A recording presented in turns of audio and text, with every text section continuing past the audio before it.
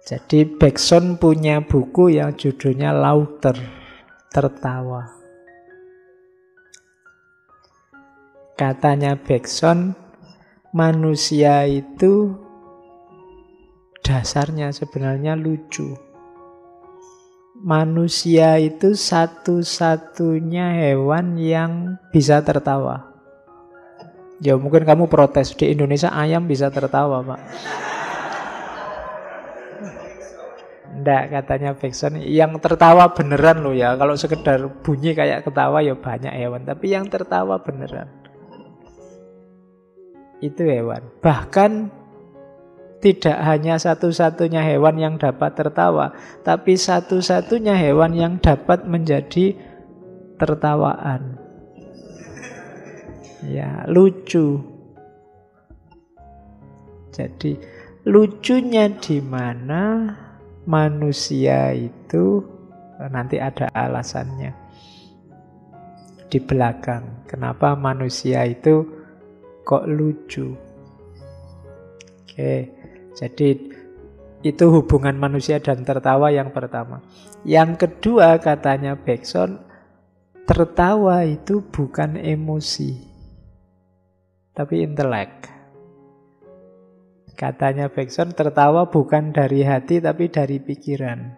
Untuk bisa ketawa kadang-kadang kita harus insensible, ndak baper. Kalau baper ndak bisa ketawa. Ada orang guyon kok kamu baper, biasanya terus tersinggung. Jadi untuk bisa tertawa, jangan terlalu baper. Kita harus insensible. Cari aja lucunya pakai akal. Itu katanya Bergson. Nggak usah diambil hati. Nanti nggak jadi tertawa. Jadi teori pertama, what is properly human is comic. Manusia itu dasarnya lucu. Yang kedua, a momentary anesthesia of the heart. Jadi matikan hatimu sebentar biar bisa tertawa. Teori ketawa kedua. Teori tertawa yang ketiga, tertawa itu selalu sifatnya kelompok. Lucu itu tidak bisa sendirian. Iya. Jadi our laughter is always laughter of God. Kalau ada lucu kok bagimu saja, bagi yang lain tidak lucu, itu bukan lucu namanya. Ketawa itu biasanya ya bareng-bareng. Jadi tidak ada ketawa kok sendirian. Kalau ada yang ketawa sendirian kayak tadi, itu berarti ya tertawa itu selalu sifatnya dalam kelompok. Jadi dia bukan emosi, dia bukan komik. Jadi terus, nah yang lucu itu di mana sih? Lucu itu terjadi ketika vitalisme diganti mekanisme. Manusia itu harusnya vital, kreatif, berubah, intuitif kayak tadi, tapi terus banyak orang yang hidupnya mekanis. Ini lucu. Something mechanical encrusted on the living. Sesuatu yang mekanis yang membungkus sesuatu yang hidup. Hidup ini dinamis, tapi kalau kamu kaku, mekanis, itu lucu. Dan bahan paling gampang nyari kelucuan itu manusia yang mekanis tadi. Manusia yang kayak mesin. Jadi kelucuan itu lahir ketika vitalisme digantikan mekanisme. Maka terus banyak pelawak. Pelawak itu fungsinya apa? Mengingatkan orang agar jangan mekanis. Jadi mengingatkan orang agar fleksibel, hidup jangan kaku-kaku. Itu fungsinya pelawak. Membuatmu rileks, ndak kaku, terus energi kreatifnya keluar. Biasanya mereka menyentil yang hidup, yang mekanis tadi. Nah ini teori humor dari Bergson. Yo, dia carilah bukunya, judulnya Laughter. Kapan-kapan ya, kemarin sudah ada filsafat harapan, filsafat takut, yang humor yang belum. Oke, tapi apa ya enak ya humor difilsafati. Humor itu kan ya enaknya wis pokoknya dagel gitu aja kan, seneng. Tapi kalau dibahas nanti kamu sumpek lagi, susah Pak dipahami, ndak jadi ketawa, jadi stres. Tapi beberapa filosof memang membahas ini, filsafat humor. Ya contohnya Bergson ini. Oke, kita lihat ya. Ada banyak quote bagus karena dia tokoh besar juga. Yang pertama, ingatlah, to exist is to change. To change is to measure. To measure is to go on creating oneself endlessly. Kalau kamu pingin eksis, berubahlah. Untuk bisa berubah, matanglah.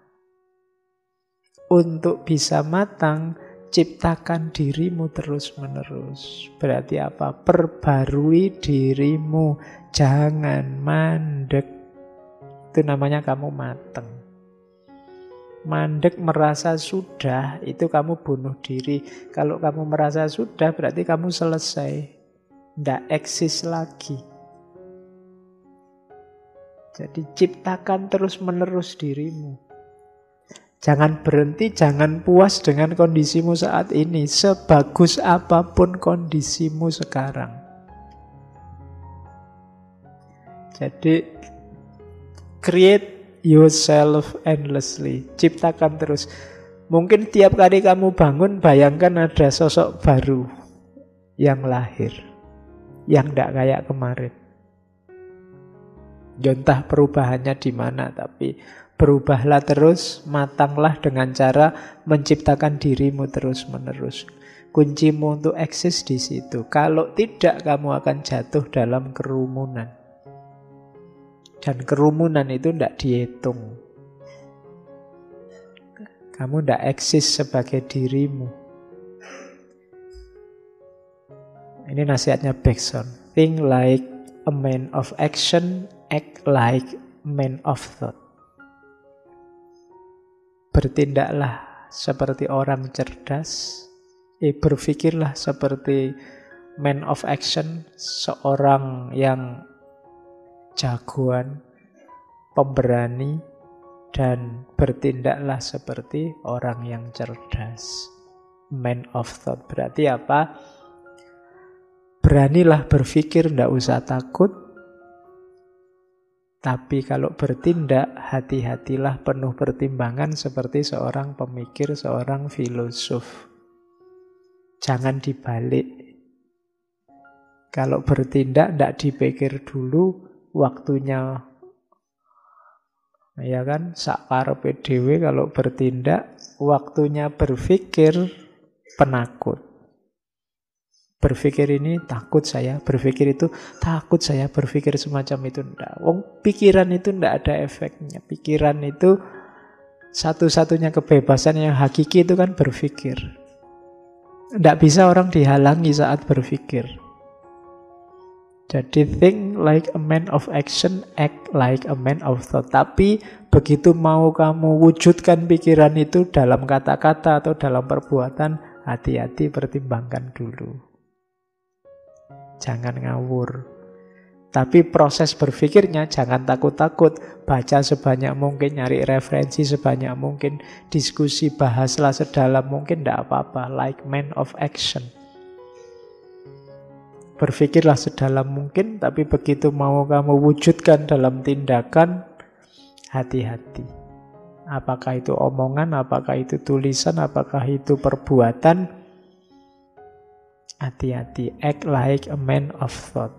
Bertindaklah seperti seorang pemikir, berpikirlah seperti seorang jagoan. Jangan dibalik. Oke, itu nasihat dari Bergson yang kedua. Kalau tadi berubahlah terus, kalau ini berpikirlah yang berani dan bertindaklah yang hati-hati.